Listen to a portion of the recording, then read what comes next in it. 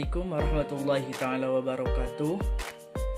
Perkenalkan, nama saya Panji Irawan dari jurusan Administrasi Publik Universitas Islam Negeri Sunan Gunung Jati Bandung, kelas D semester 4. Di sini saya dari kelompok 4 ingin memberikan tanggapan mengenai sebuah video yang telah diupload oleh kelompok 3, yaitu mengenai seorang tokoh filsuf yang bernama Marcus Tullius Cicero.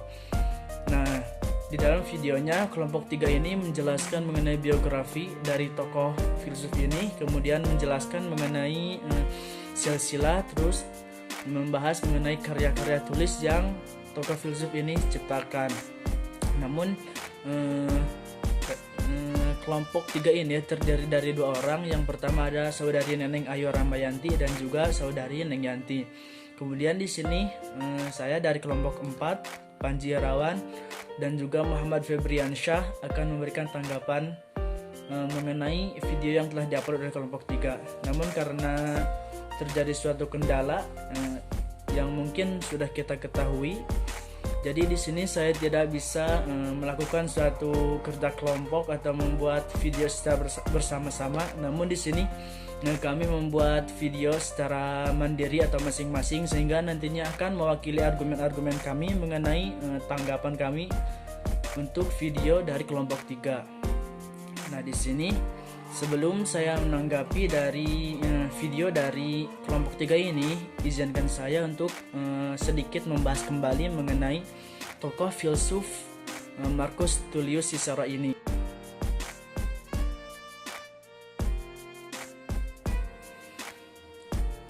Nah, Marcus Tullius Cicero ini merupakan seorang tokoh filsuf yang lahir pada tanggal 3 Januari tahun 106 sebelum Masehi dan wafat pada tanggal 7 Desember tahun 43 sebelum Masehi.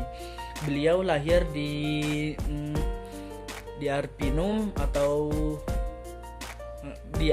Republik Romawi Lazio, Italia, dan beliau wafat pada usia 63 tahun. Beliau merupakan seorang ahli dalam politik, seorang pengacara, seorang penyair, seorang orator, dan juga seseorang yang ahli dalam gaya retorika. Beliau merupakan seorang tokoh filsuf yang menganut filsafat Stoa, yang mana filsafat Stoa ini merupakan aliran filsafat yang diciptakan oleh seorang tokoh filsuf yang bernama Zeno di Citium. Nah, awalnya Zeno merupakan seorang pedagang yang sangat kaya raya. Namun pada suatu hari Zeno sedang berlayar dan sedang berada di dalam suatu kapal. Namun sayangnya pada saat itu kapal yang membawa Zeno ini menabrak suatu terumbu karang, sehingga menyebabkan barang dagangannya itu hanyut terbawa arus laut, sehingga menyebabkan Zeno terdampar di suatu kota yang bernama Athena. Nah, di Athena Zeno mempelajari berbagai macam filsafat. Kemudian setelah lama belajar filsafat di kota Athena, Zeno kemudian membuka suatu sekolah atau satu kelas, yang mana di kelas itu Zeno berperan sebagai guru. Nah, disitulah awal mula munculnya filsafat Stoa, yang mana pada saat itu asal kata filsafat Stoa ini merupakan suatu tindakan awal dari Zeno, yang mana pada saat itu Zeno mengajarkan filsafat kepada para murid-muridnya di suatu teras yang berpilar. Nah, yang mana Stoa dalam bahasa Yunani ini adalah suatu teras yang berpilar. Jadi itulah mengapa filsafat Stoa atau filsafat yang diciptakan oleh Zeno ini diberikan nama filsafat Stoa, sehingga orang yang menganut filsafat Stoa ini disebut sebagai kaum Stoa.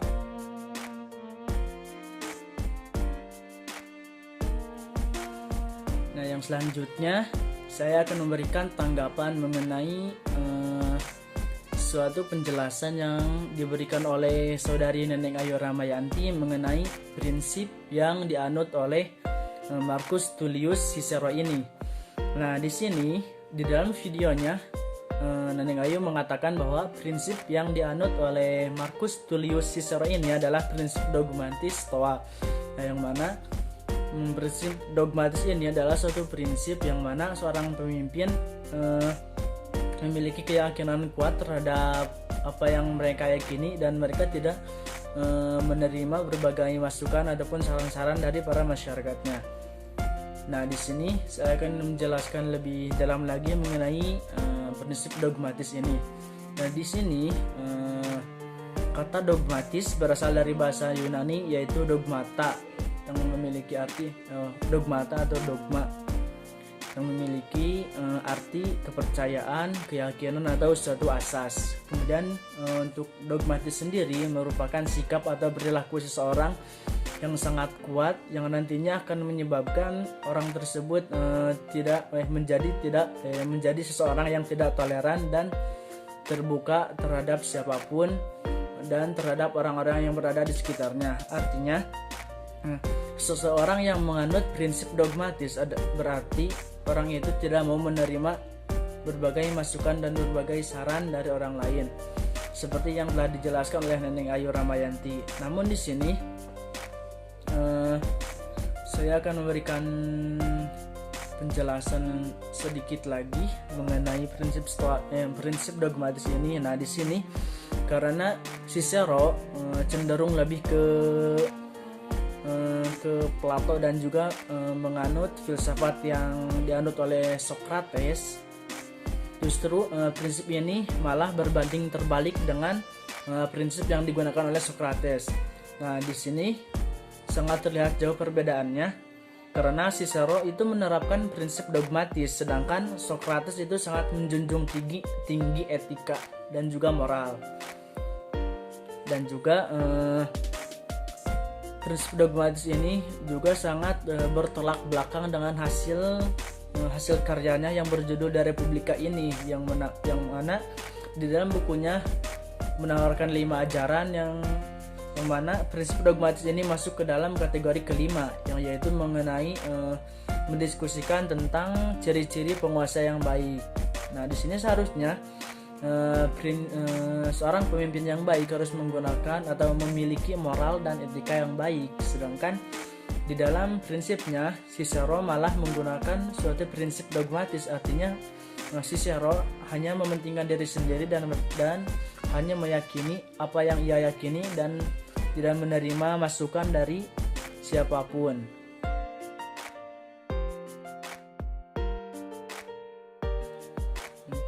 Nah, jika dikatakan atau jika saya harus memilih antara setuju dengan tidak setuju mengenai prinsip yang digunakan oleh Marcus Tullius Cicero ini, saya akan memilih tidak setuju, karena seorang pemimpin haruslah seseorang yang mampu berbaur dan mampu memberikan kesempatan kepada para masyarakatnya untuk turut aktif berpartisipasi dalam dunia perpolitikan, supaya nantinya akan mempermudah dan memperlancar pekerjaan dari pemimpin itu sendiri, sehingga nantinya juga akan menimbulkan suatu timbal balik atau suatu hubungan yang baik antara pemimpin dengan rakyatnya, dan nantinya juga masyarakat akan mengambil atau menuruti apa yang diperintahkan oleh penguasa itu sendiri.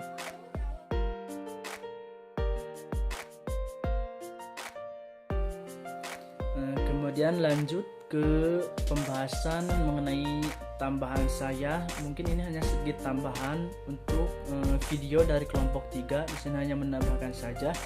Di sini saya akan menjelaskan mengenai isi dari buku The Republica, yang mana buku The Republica ini merupakan karya tulis pertama yang diciptakan oleh Marcus Tullius Cicero.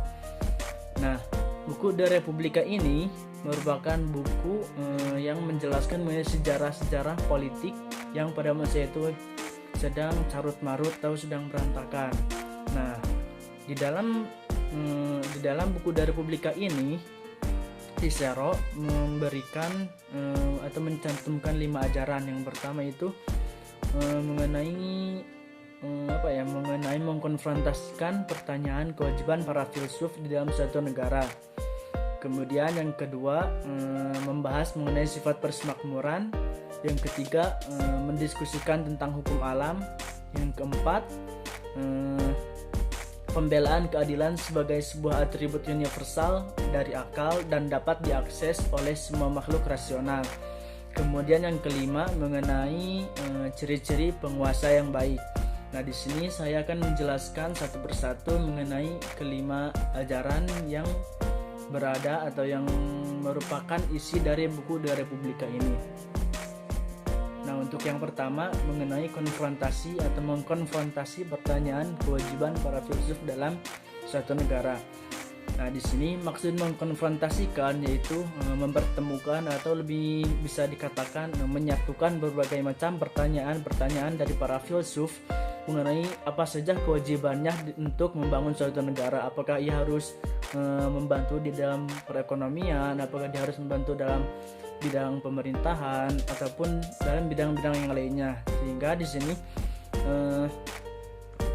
maksud dari mengkonfrontasikan pertanyaan kewajiban para filsuf ini artinya mereka melakukan suatu diskusi dan memberikan penjelasan apa saja kewajiban-kewajiban para filsuf dalam suatu negara, sehingga nantinya dengan mereka mengetahui apa saja kewajiban mereka dalam suatu negara, mereka akan mampu menentukan atau menentukan suatu saran ataupun masukan untuk membangun dan membantu perkembangan suatu negara.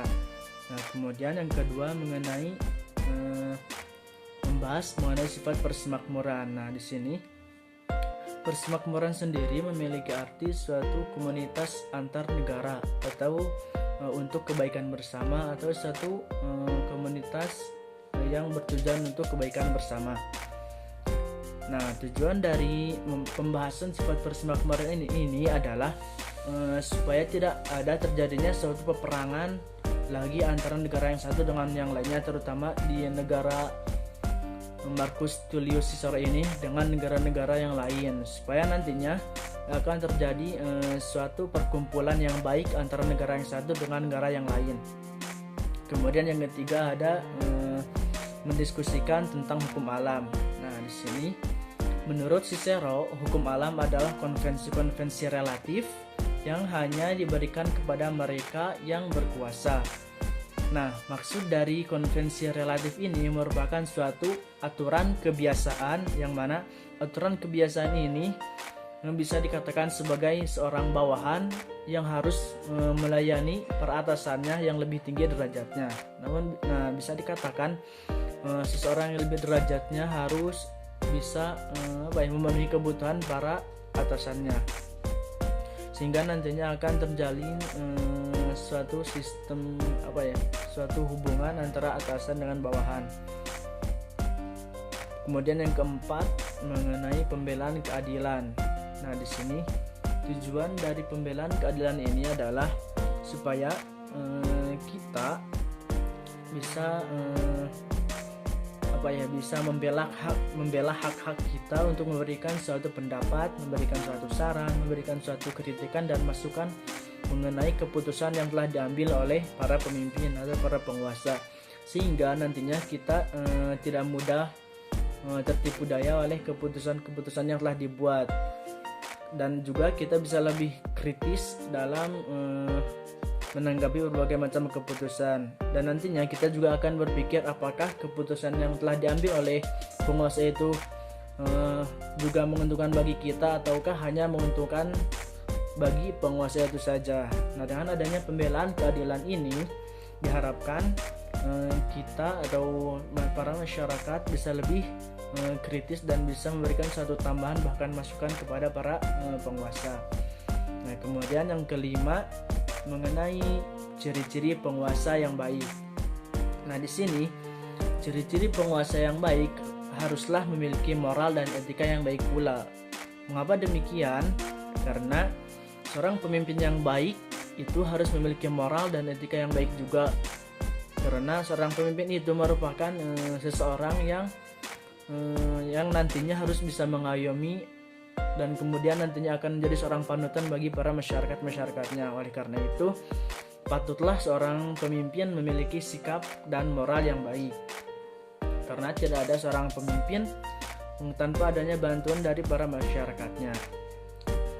Mungkin itu mengenai 5 ajaran yang ditawarkan oleh Marcus Tullius Cicero dalam bukunya yang berjudul De Republica. Nah, di sini saya lupa menjelaskan mengenai buku De Republica ini. Nah, buku De Republica ini merupakan buku yang membahas mengenai sistem kenegaraan atau tentang kenegaraan saja. Nah, lanjut ke pembahasan selanjutnya, yaitu mengenai bentuk konstitusi yang ditawarkan oleh Marcus Tullius Cicero.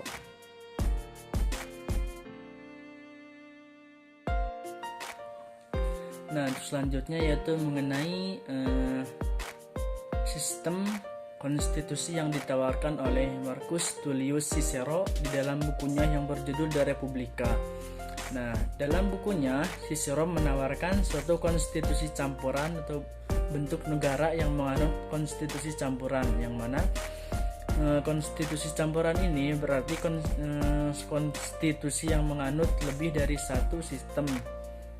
Nah, namun dalam bukunya Cicero menyebutkan 3 sistem konstitusi. Yang pertama ada sistem monarki, yang kedua ada sistem aristokrasi, dan yang ketiga ada sistem demokrasi. Nah, ketiga sistem ini disebut sebagai sistem konstitusi campuran.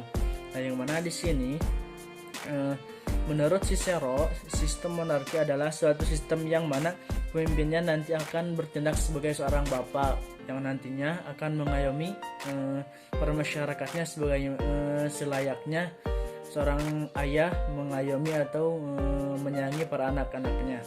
Kemudian mengenai sistem aristokrasi. Nah, di sini sistem aristokrasi itu merupakan suatu sistem yang mana pemimpinnya itu harus bertindak bijaksana dalam membimbing dan memimpin suatu negara. Namun dalam sistem aristokrasi ini keterlibatan masyarakat terlalu dibatasi karena masyarakat tidak dilibatkan dalam hal kekuasaan politik. Kemudian yang ketiga ada sistem demokrasi. Nah, dalam sistem demokrasi ini pemimpin membiarkan atau memberikan suatu ruang kepada masyarakatnya untuk aktif berpartisipasi dalam kehidupan politik. Artinya kebebasan masyarakat untuk memberikan pendapat, memberikan saran ataupun masukan mengenai suatu masalah-masalah. Di sini masyarakat bisa memberikannya kepada pemimpinnya. Namun untuk ketiga sistem ini dan mencampurkannya sebagai konstitusi campuran ini akan mudah sekali merosot karena bentuknya yang jahat, yang mana maksud dari bentuknya yang jahat ini masing-masing dari sistem ini mempunyai berbagai macam kekurangan yang nantinya akan menyebabkan kebusukan kepada para pemimpinnya. Nah, untuk monarki sendiri, sistem monarki ini nantinya akan menyebabkan seorang pemimpin yang tirani, yang mana maksud dari tirani ini kekuasaan yang digunakan dengan sewenang-wenang. Nah, di sini dengan menggunakan sistem monarki dikhawatirkan pemimpin itu akan bertindak sewenang-wenang dan seenaknya karena mereka merasa bahwa dirinya itu pemimpin yang bisa menguasai apa saja. Kemudian yang kedua ada aristokrasi. Nah, di sini kekurangan dari aristokrasi ini adalah bentuk nantinya akan menimbulkan suatu fluktuasi atau suatu sistem pemerintahan yang mendasarkan suatu kekuasaan atas dasar kepemilikan atau kekayaan yang mereka miliki, yang nantinya juga akan melibatkan suatu suatu penyimpangan dari pemimpin itu sendiri. Kemudian yang ketiga kekurangan dari sistem demokrasi. Nah, kekurangan dari sistem demokrasi ini adalah akan mendatangkan suatu hukum rimba, yang mana maksud dari hukum rimba ini ada suatu hukum yang menyatakan siapa yang menang atau siapa yang kuat maka dialah yang berkuasa. Nah, itu merupakan kekurangan dari masing-masing sistem konstitusi campuran. Mungkin cukup sekian mengenai tambahan saya untuk materi mengenai tokoh filsuf Marcus Tullius Cicero. Kurang dan lebihnya mohon maaf karena saya juga tidak terlalu mengetahui lebih detail mengenai tokoh filsuf ini, dan juga masih kurangnya waktu saya untuk membaca, jadi mohon dimaafkan. Saya mengharapkan komennya dari para teman-teman semua supaya nantinya saya bisa lebih belajar lagi, supaya bisa meningkatkan lagi pemahaman saya mengenai tokoh-tokoh filsuf yang lainnya. Mungkin cukupkan sekian dari saya. Wabillahi taufiq wal hidayah. Wassalamualaikum warahmatullahi taala wabarakatuh.